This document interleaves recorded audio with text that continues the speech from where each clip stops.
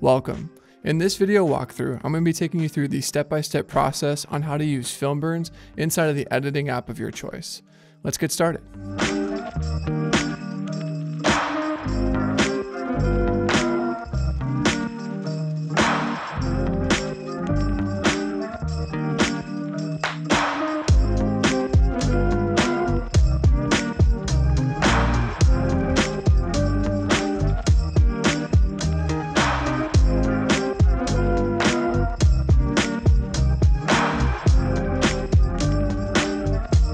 So to start things off, I want to take a moment and kind of do an overview of everything that's included in this pack, just to give you kind of a broad idea of, the use case and how a lot of these assets and film burns can be used with your project.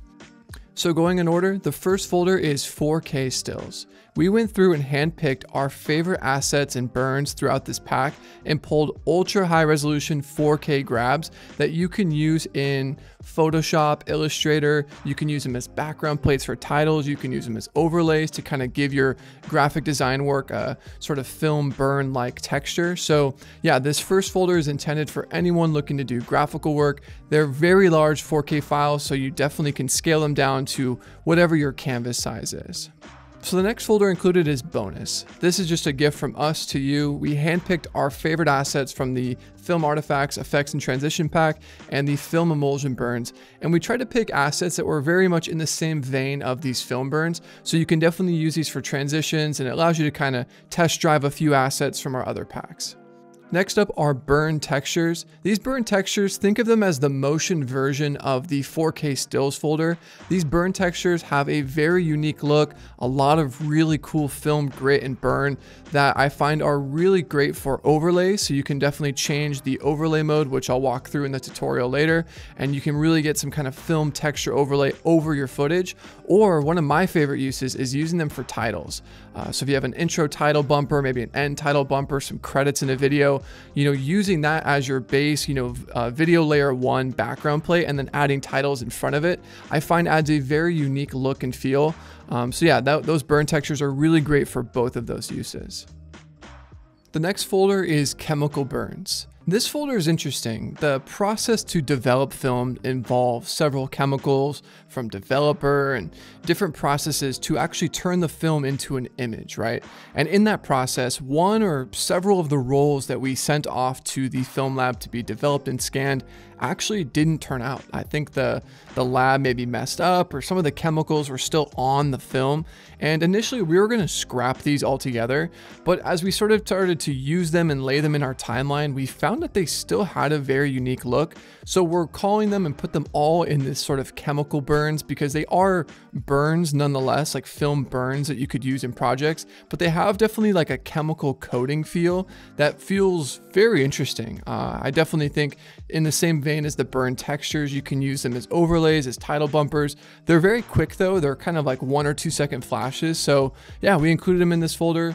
And lastly, the flash burns. That's what you literally just saw. I transitioned out of another clip, used a flash burn to get to what you're seeing right now. And I find that these are really, really strong for getting out of clip A and getting into clip B.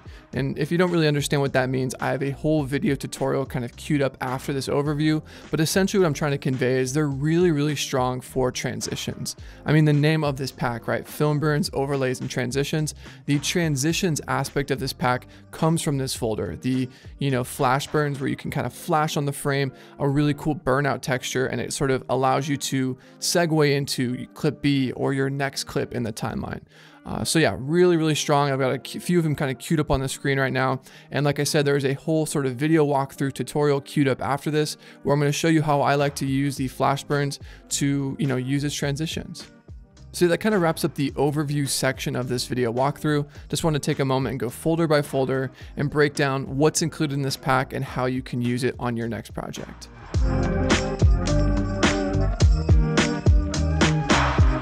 So a quick disclaimer too, the step-by-step process you're going to see me dive into here in a moment is inside of Premiere Pro.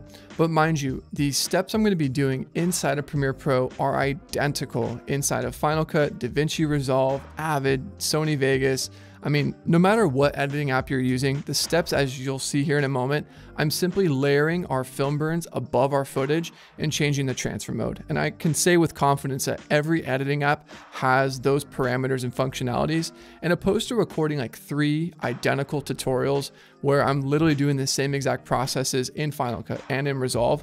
Instead, I'm going to record this Premiere Pro tutorial and then take moments to pause and show you screenshots of DaVinci Resolve and Final Cut where you can find very similar parameters to achieve what I'm doing inside of Premiere Pro. Just didn't want to confuse any of you if you are using another editing app. Just to echo it one more time, the steps I'm doing are very simple. So yeah, gonna dive in right now. All right, let's get started. So I'm inside of Premiere Pro and I'm gonna let this sort of sequence play out. Right here, I have clip A, which is pushing in on a guy holding a piece of film. And then I have clip B, which is a Steadicam shot that kind of moves past this like 16mm film camera. So I'm gonna let these 2 shots play and just sort of, you can see where I think a transition can really be beneficial. So we're pushing in, he hangs up the film strip, and it's a hard cut to this next shot. And there's nothing wrong with a hard cut, but for the sake of showing you how these transitions can work, I think a transition can go right here. And that transition is going to kind of fully obscure the frame for a moment. And then as the transition dissolves, kind of like a fade in, fade out, it's going to just use like a bit of the film burn to kind of segue from clip A to clip B. So to do that, I'm going to navigate over to my desktop and, wherever you have your film burn saved, maybe it's in an editing assets folder on your, hard drive, open it up. And I'm going to, for the sake of this tutorial, be working from the flash burns folder.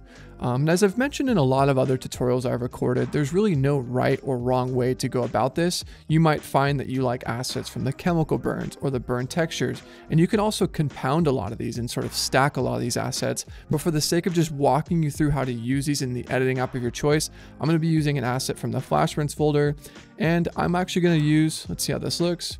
Cool, that looks great. And as I kind of explained in the overview section of this video walkthrough, how a lot of these flash burns work, let me just sort of cue one up here in QuickTime. So basically you have an asset like this, and as I scrub through it, there's going to be a moment where the entire screen goes pure white. And that is where you want your edit point. That's where you want the 2 clips that are butted up against each other. You want it to go fully white. That way, when it gets out of white, as you see this clip continues to play, you've already segued into the next shot. So clip A, this is starting to be an overlay. I'm going to demonstrate this. It goes pure white. That's ideally right where your splice tool is in your editing app. And then it continues to play, revealing your second shot. So with that being said, and just to give you context, all the flash burns are set up the same exact way. So 1 through 14, all the assets have a moment where it's a film burn. It goes into pure white, which is where you would essentially line up the edit. And then as it sort of dissolves away, it serves as a transition. So moving into Premiere Pro, I'm gonna drag in flash burns number 1. And I'm gonna bring that in, import it. And like I said, if you're using Final Cut or DaVinci Resolve, you just simply drag and drop this into, your project bin or wherever you would sort of drop assets into. Like I said, I'm just doing Premiere Pro for the sake of demonstration, but like I said, the steps are very easy to mirror and follow along in the editing app of your choice. So like I said, I'm going to find that area right here. I'm going to hold Shift on my keyboard and it will snap to the playhead. So that's right where the edit point is. And if you see, I zoom in, I'm going to kind of scroll down a little bit. Open this up. So you can see that's right where the edit point is. So what I'm going to do is I'm going to bring the flash burns, drag and drop it onto my timeline. And I'm drag and dropping it into video layer 2, which you can kind of see here. Like I said, in the editing app of your choice, just bring the asset into video layer 2 above your footage. And you want to make sure if you have other things like titles or film grain on video layer 2, that's fine. Just, make sure whatever, layer you're dragging it onto, it could be video layer 3, 4, as long as it's above your footage, this will work totally fine. But for this demo, I have nothing on video layer 2, so that's where I'm going to be placing this flash burn. So first things first, I will need to scale this asset up. This timeline I'm working within is 5K footage from a Red Gemini, and all of these assets from our entire pack of film burns are 4K scans. So yeah, to scale this up, I'm gonna navigate over to Effects Controls. And if you do not see Effects Controls, if you go over to Window at the very top bar of Premiere Pro, just scroll down, and then right here you can see My Effects Controls has a check mark. So if you don't see it, just make sure that's open. And in Final Cut and Resolve, I will also be showing a quick screenshot right now where you can find the section of that editing app where you can adjust the scale.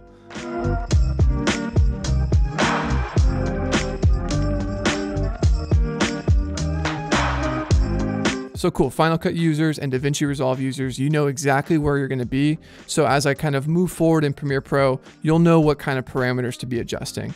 So now that I'm in Premiere Pro, I'm gonna go over to scale, and instead of scaling all, you'll see I start to lose the asset at the top of the footage. So one of my things I like to do is actually uncheck uniform scale, and that allows me to scale the height and the width independently. And like I said, this isn't a necessary step for everybody. If you're using footage, like say that was 1080p, maybe your footage was 4K, you may not have to do this step. This is only a step that's crucial if you're shooting in like 5K or 6K resolution to scale the assets that we provide in Film Burns to work with your timeline. So I'm going to scale the width to cover the width, and I'm gonna scale the height to cover the height. Done. Cool, so now that I'm done with effects controls, the next thing I'm gonna do is before changing any transfer modes, I wanna just scrub through this, right? And remember when I was kind of demoing on my desktop, when I was kind of showing you this asset, there is a moment in this flash burn where the screen of the flash burn goes pure white, and there it is. So here's a little tip. I'm actually gonna hit B on my keyboard for blade, and that shortcut in your editing app might be R for razor. But what I'm gonna do is I'm gonna just make up an edit point right there. And I'm actually gonna delete this second half. So now what I've done is right at this end frame where I just made a blade cut, I know that's where it goes pure white. So what I'm gonna do is, as I mentioned, I know that this edit point right here where my mouse head is where the edit from A and B is. That's where like the hard cut is. So I know by making that blade tool cut on the flash burn that if I continue to drag this out now, I know, watch, as I scroll through, it goes pure white right where I want that edit point. So that's kind of just a way I like to do it. You can easily preview this asset in your sort of project viewer and then sort of just drag it in. But I find just blade tooling right at the white and then snapping it to where you want the edit to be is very helpful. And it's also very helpful to do this before changing the transfer mode, which I'm about to do right now. Because if the transfer mode's on, it's kind of hard to like view the shot. So let me just sort of zoom out and let this play. So we have the shot, like I said, guy holding the film, it's pushing in, and then this film burn happens, and then this parallax shot. So that's not really what we want. Essentially what we want is to have this flash burn serve as transition. And right now it's just kind of appearing as a third clip. So with this clip selected, I'm gonna select this flash burn. I'm gonna navigate over to the effects controls. And like I said, I've shown a screenshot in the past earlier in this tutorial for Final Cut and Resolve users. But essentially navigate to where you have the ability to change the scale, which we were just doing prior. And just down below in Premiere Pro, it's called opacity. And under opacity, there's blend mode, and in other editing apps, it might be like composite or something like that. But I'm essentially gonna change the blend mode to screen. And you can kind of see that here. And you can definitely play around and have some experimentation. I find screen works really well, overlay, soft light works really well. I think screen works the best. Essentially these transfer modes or blend modes are kind of interpreting the footage to appear differently on your timeline. And what screen does is screen kind of functions like a green screen keyer. If this was a green background and I used like a chroma key, like key light or something, it would key out that hue of green. Well, what screen does is screen does that, but for black. Anything that has values of black are essentially going to be removed or keyed out of the footage. And a lot of these flash burns or film burns have a lot of black in them, like the darker parts of the image. So with those keyed out, your footage on video layer 1 is now going to show through. So let me kind of now run this back with the screen mode being applied. So I'm going to hit spacebar, play, and that's pretty cool. It's like I literally have gotten from clip A, this flash burn happens, and then I've gotten to clip B. Something you might notice though, and this is where you can really start to fine tune, is it just kind of appears. Watch, if I go frame by frame, so ready, it just kind of happens right there, right? And if I go to the end, after we've kind of segued to clip B, if I go clip or frame by frame, it just ends. And that is kind of abrupt. I'm not a big fan of that. So something I like to do is I like to basically set keyframe opacity. So by selecting this asset, I'm gonna actually go up and over to, back over to the effects controls, and I'm gonna turn on this stopwatch, right? So stopwatch is here, it's on, it's at 100%. I'm actually gonna zero that out. So basically, I've set the stopwatch at the beginning of my flash burn to 0. And I've turned on the stopwatch and I've moved that percentage to 0. And then what I'm gonna do is, right where the edit point is, I'm gonna set it to 100. So that means from here to the edit point, it's gonna start to creep in. Instead of it just appearing, which it was before, now with that opacity, it's gonna kind of fade in. And now what I'm gonna do is right at that pure white point, or the edit point of clip A and clip B, I'm gonna basically, that's at 100. Now I'm gonna go to the end, which is the last frame, and I'm gonna set that to 0. So now essentially, to give you some context, it starts at 0, it ramps up right until the transition edit point, and then it goes back down to 0. So now let's let that play and just see how that looks. And playing.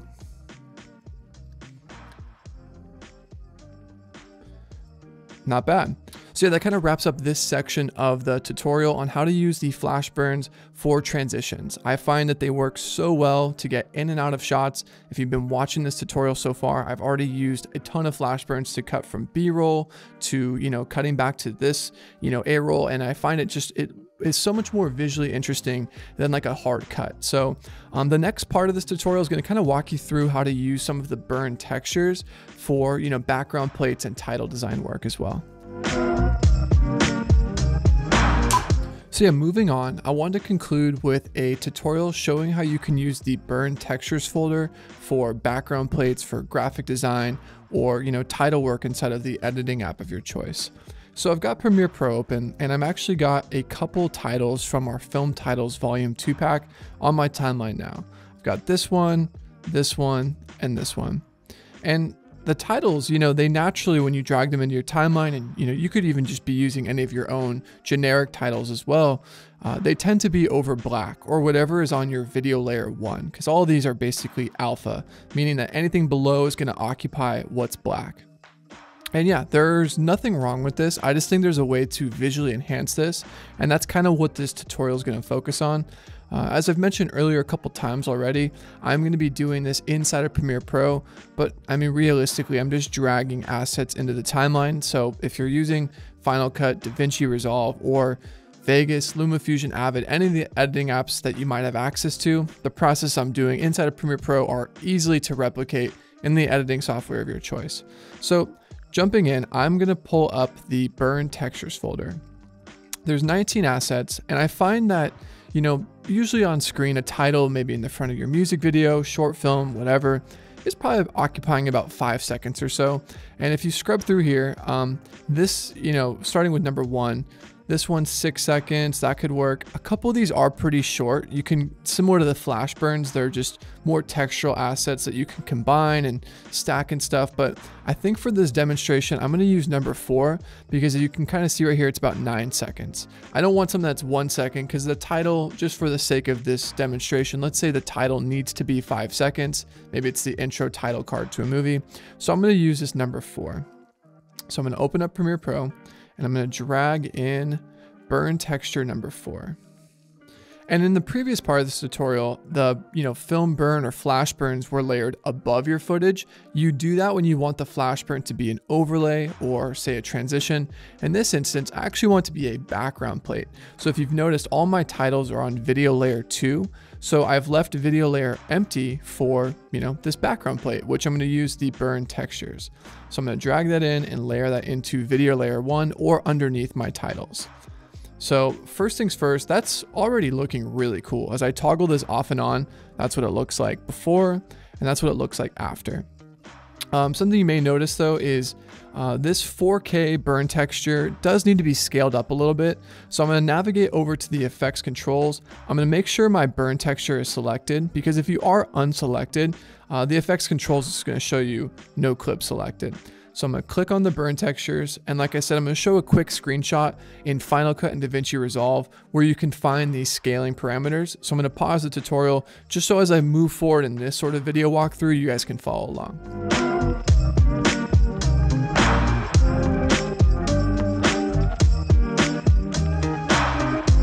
Cool, so now that you're kind of caught up in Final Cut or DaVinci Resolve on how you can scale assets, I'm gonna move over in Premiere Pro and continue onward.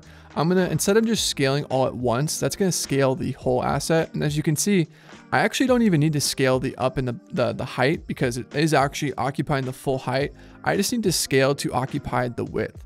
So what I'm gonna do is actually hit this down arrow on the scale, uncheck uniform scale, and then with the scale width parameter slider, I'm just gonna slide it outward like that. And that's pretty cool. I like that a lot. And maybe I actually don't really like these film perfs, which are these black things on the side. So I'm gonna try that and then kind of just position this over to like there. And maybe I just want like just a little bit. And that's pretty cool. I like that a lot. So now if I hit play, let me actually just render out this section right here. So 1 second. Yeah, that's one thing too, with titles and these film burns, you may need to like render out your sequence just to kind of really see the sort of film burn texture play, depending on the specs of your computer, really just to, before you can kind of like weigh in on like the aesthetic and if it's working for you. I definitely recommend like rendering or adding like a RAM preview so you could just view it in real time at whatever resolution your computer can handle. So now that I've got this all rendered, that's what it looks like. It's pretty nice. I will say, and yeah, just right off the jump, you can kind of see it just gives this a nice texture or look.